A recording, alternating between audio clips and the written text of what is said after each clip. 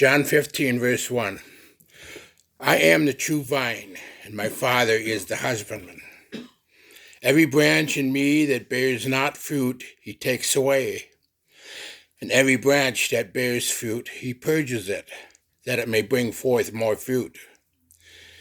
Now you are clean through the word which I have spoken unto you. Abide in me, and I in you, as the branch cannot bear fruit of itself, except it abides in the vine. No more can you, except you abide in me. I am the vine, you are the branches. He that abides in me, and I in him, the same brings forth much fruit, for without me you can do nothing. If a man abides not in me, he is cast forth as a branch, and is withered, and men gather them and cast them into the fire, and they are burned. If you abide in me, and my words abide in you, you shall ask what you will, and it shall be done unto you. Herein is my Father glorified, that you bear much fruit. So shall you be my disciples. As the Father has loved me, so have I loved you. Continue you in my love.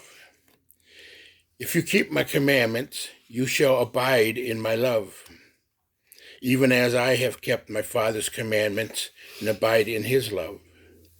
These things have I spoken unto you, that my joy might remain in you, that your joy might be full. On the night that he was betrayed and arrested, Yeshua went over his coming arrest one last time with his disciples. He had been teaching them and leading them to this point throughout his ministry, but they had failed to get the point. So now, before it occurs, Yeshua rehearses for them again the fact that he would be taken away from them. John 13:33, little children, yet a little while I am with you. You shall seek me. And as I said unto the Jews, whither I go, you cannot come. So now I say to you. He told the men that he was going to a place to which they would be unable to follow. And this disturbed them greatly. How could this be? How could it be that the man to whom they had given their lives and for whom they had forsaken all was now going to go away, and they would not be able to follow him? Yeshua quickly began to put their minds at ease in chapter 14 as he explained that he was going to be with the Father, and that he would prepare a place there for them, and that in time he would return to get them. But for now they were to remain behind. Near the close of chapter 14, Yeshua explained that after he was gone, the Holy Spirit would be sent to be with them. He would teach them and lead them and comfort them. Whether the disciples realized it or not, this Holy Spirit would be a greater blessing to them than the actual physical presence of Yeshua, because now he would always be present with them. Wherever and whenever they labored, they would do even greater works than Yeshua had done during his ministry. Truly, truly, I say unto you, he that believes on me, the works that I do shall he do also, and greater works than these shall he do, because I go unto my Father. John 14, verse 12. No doubt the disciples were still saddened by the news that they were receiving that night. They were hearing Yeshua, but they weren't getting how that after he was gone from among them, they would still go on, and more than that, not be saddened by it. Well, Yeshua had the answer, and in chapter 15, he uses an ordinary vine.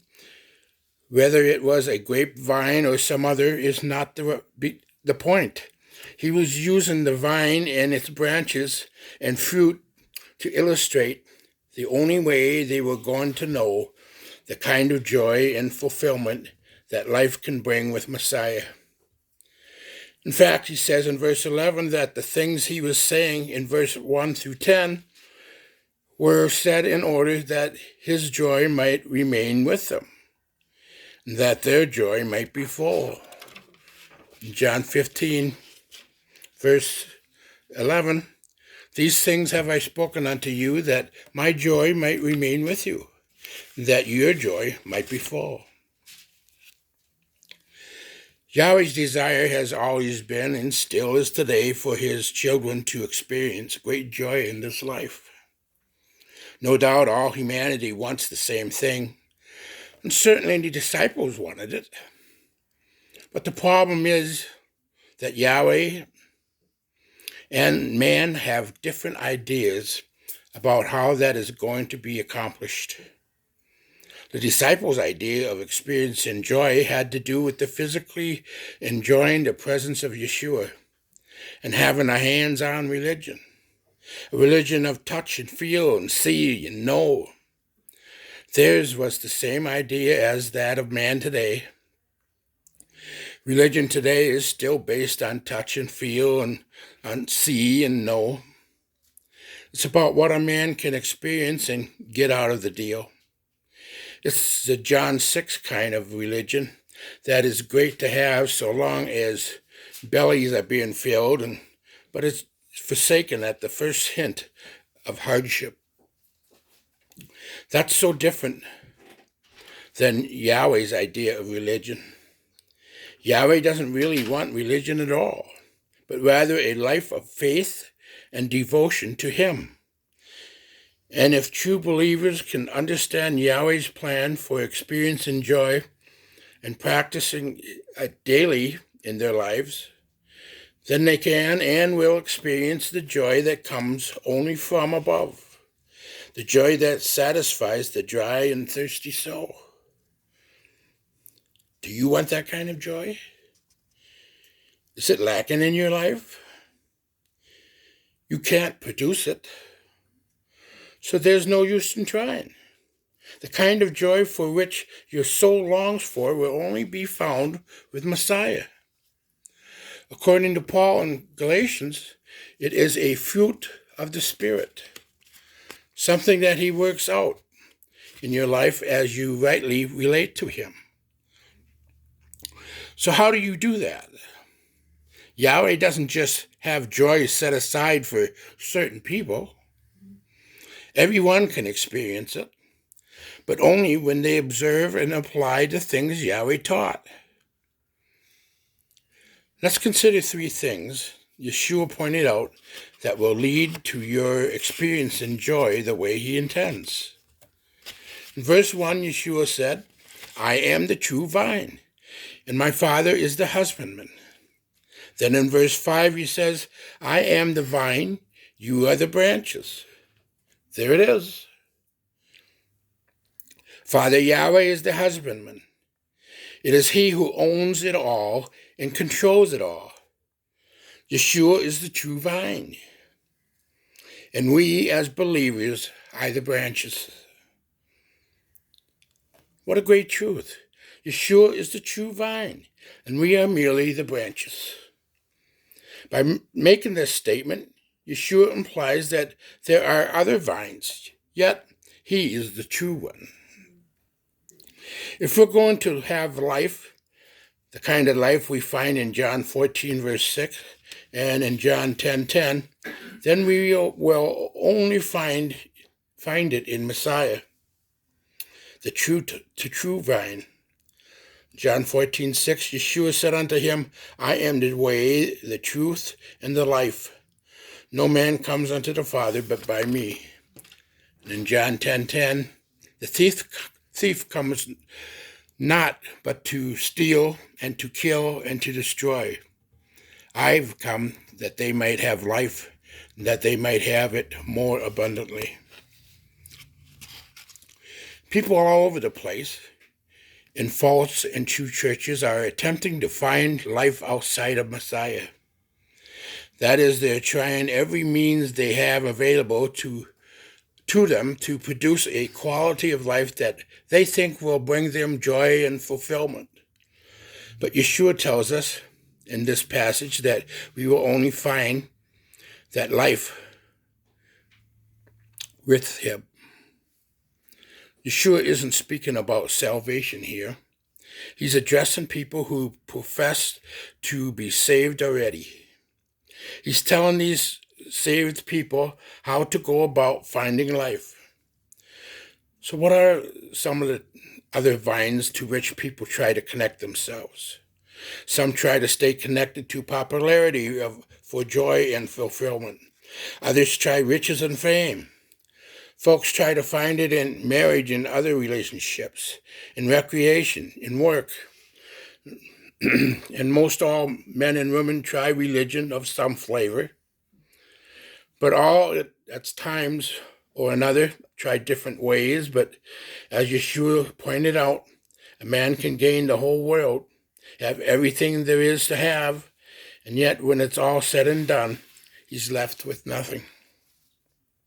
He's lost his own soul, meaning that he's wasted his life searching for something in the world that only Yeshua Messiah can give. Yeshua made it clear in verse 5 that apart from him, we can do nothing. He's not talking about us not being able to eat or drink or go to work or watch TV. What he is talking about is that there is nothing we can do apart from him that will have any eternal value. Nor is there anything we can do on our own that Yahweh will find acceptable and pleasing. If we're going to get to the Father, then it's going to be through Yeshua. Solomon found this out. He was a man with unlimited resources, a wealth of potential, unparalleled wisdom, and he searched the world over, and as he attempted a great variety of things to find fulfillment and joy in living, he discovered that it was all vanity. It was useless, and leaves a man just as empty as he was in the beginning. The whole duty of man, he discovered, was to love Yahweh, and to put it in the words of Yeshua, to be a branch that remains with him. We are branches. That's it. As children of Yahweh, we are not the husbandman, nor are we the vines. Our place is in the believer's life is to stay connected to the vine and allow him to bear fruit through us. That's it.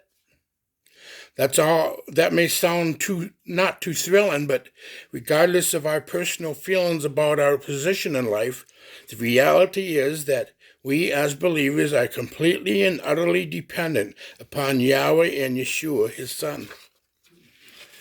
Our place in the scheme of things is to be branches.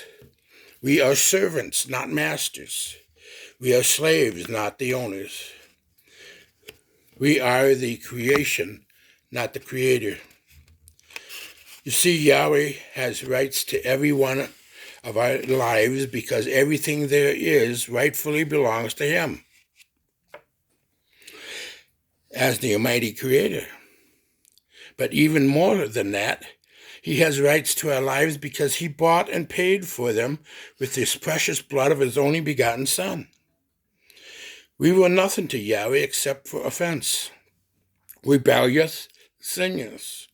And yet, in spite of what we were, Yahweh gave up Yeshua for what we could be. But that's not all. Yahweh has rights to our lives because he is the Creator.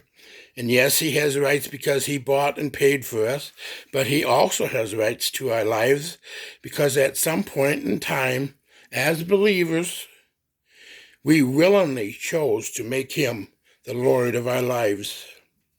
We gave him that right.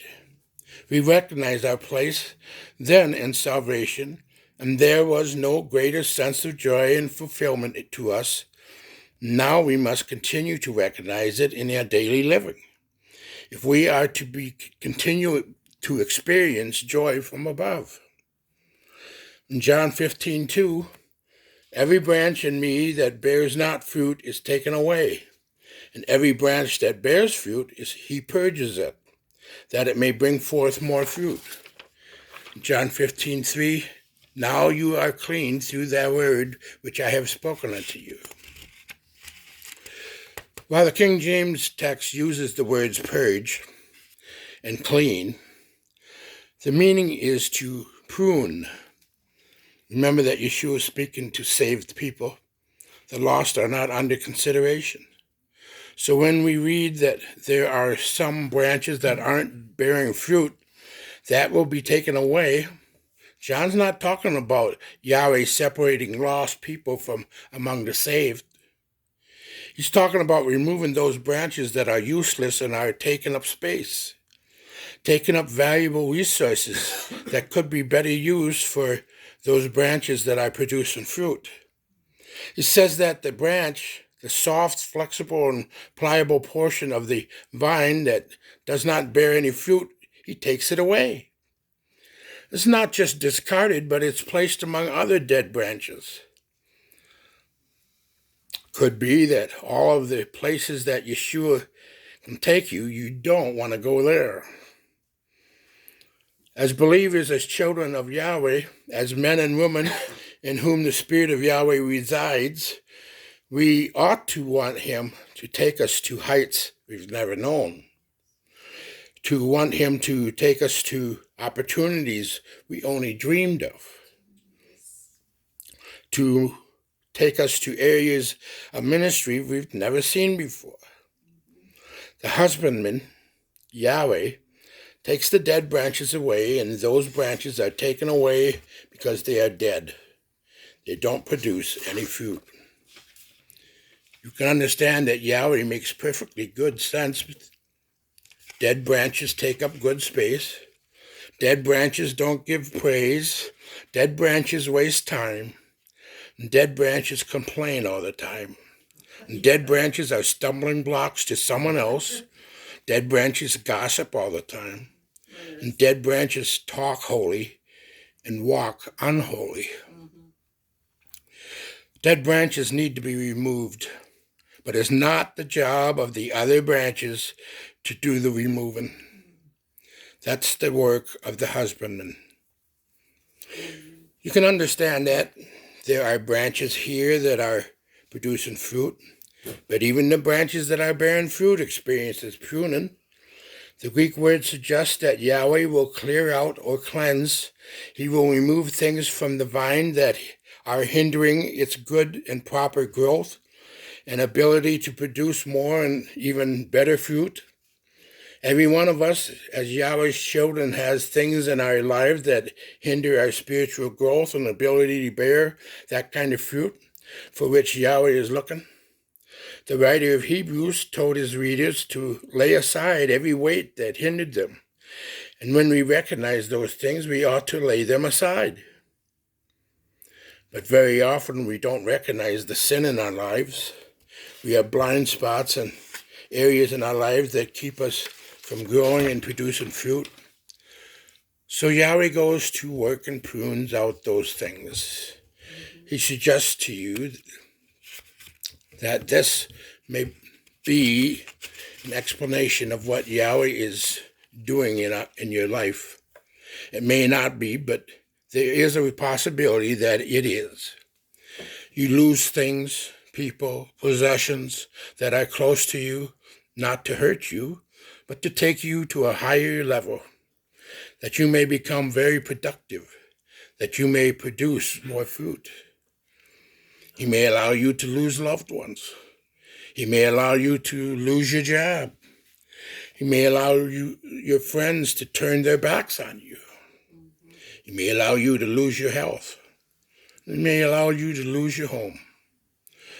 Whatever distractions are keeping you from serving the Lord, Yahweh says for his own sake, I've got to prune or cleanse or clean your branch. But we are being pruned, not for our pain, but that Yahweh would receive glory. When Yahweh gets finished pruning on my life, he will receive the glory. And when he gets finished with me, my life will give him glory. My ways will give him glory. My songs will give him glory. My prayers will give him glory. My giving will give him glory. And I will experience joy in my life because of Yahweh's pruning work like I've never experienced it before. Not because the pruning was pleasant, but because it was necessary in order for me to be more productive for the Master. In John 15:4, abide with me, and I with you, as the branch cannot bear fruit of itself except it abide with the vine. No more can you, except you abide with me. Abide with Messiah. That sounds real spiritual, but what does it mean? The word abide comes from a word that means to continue, to stay or dwell. Perhaps one of the simplest ways to think about that is just to ask yourself this question. How does a branch get the sap it needs without staying connected to the vine? The answer to that question is the answer to our question of how we are to abide with Messiah. You see, we are to stay connected to the Messiah, to stay hooked up with him, to dwell with him, to continue with him. Yeshua mentioned a few things in verses 7 through 10 that will help us. In John 15:7, if you abide with me and my words abide with you, you shall ask what you will, and it shall be done unto you. In other words, we need to get into Yahweh's word on a continual, regular basis. We need to have a consistent plan of regular Bible readings, or Bible study, or Bible memorization, a meditation on teachings and how they apply to our lives. We need to allow Yahweh's word to get into our lives and allow it to influence everything we think, or say, or do. It's to be the filter through which we view all of life and the standard by which we live it. We must maintain an active prayer life. Yeshua mentioned asking what ye will of the Father. He's speaking about a habit of prayer, a habit that is all too often lacking in the believer's life. How in the world can we expect to experience the joys of living, of abiding with Messiah, if we fail to do the simplest of things such as prayer? Believers need to be praying people, because people who aren't praying are just playing. John 15:9, as the Father has loved me, so have I loved you. Continue you in my love. Yeshua plainly taught that this was the second greatest commandment, second only to our love for Yahweh the Father, our husbandman. If we are going to experience joy, if we are going to be satisfied in this life, then we are going to have to love people. But it is not a forced love, as in, I don't like them, but I have to love them.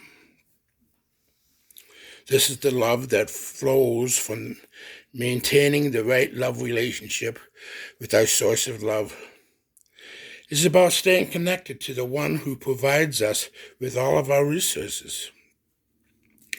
It's clear that on our own we lack the capacity to love the unlovable, but in Messiah we can love all people, regardless of who they are or what they have done.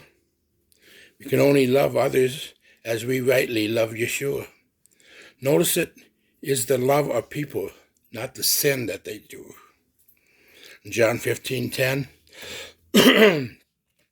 if you keep my commandments, you shall abide with my love, even as I have kept my Father's commandments and abide with his love. This may sound like a repeat of the first thing mentioned earlier, but it's not.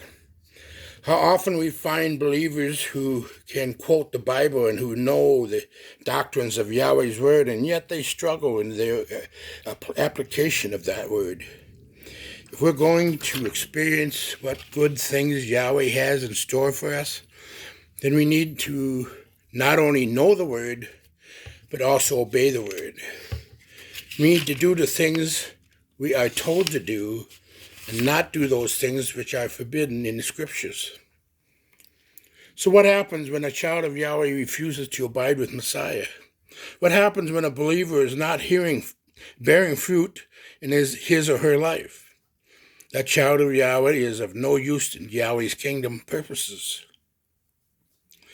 He or she has chosen not to abide, not to continue, or to stay connected. So they must be cut off and set aside. You might think it tragic that Yahweh would resort to such measures, but we can be sure that this is never his first choice. How patiently Yahweh waits while he invites such a believer to get his act together in gear and put himself in a position where he is able to bear fruit.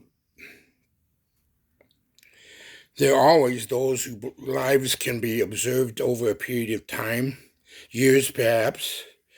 The question always comes to mind, are they really saved?